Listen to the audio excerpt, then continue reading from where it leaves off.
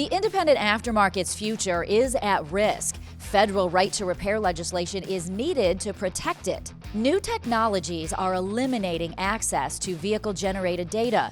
Independent repair facilities and suppliers may be unable to service all vehicles. This creates an unfair monopoly for vehicle manufacturers and dealers that threatens the aftermarket and burdens consumers. Without right to repair legislation, the aftermarket could lose billions of dollars by repair restrictions. For consumers, this means longer wait times, higher prices, and fewer choices. If we don't get it, a recent study said that by 2035, independent aftermarket share could drop from 70% to just 54%. Wow.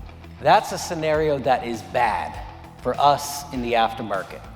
For consumers, that is a disaster. Without the Repair Act, by 2035, $92 billion would be redirected out of this room. And that's just the tip of the iceberg. The momentum behind this bill is growing. Learn more about how you can join the fight for the right to repair and enter for a chance to win a stay at the Venetian for AAPEX 2024.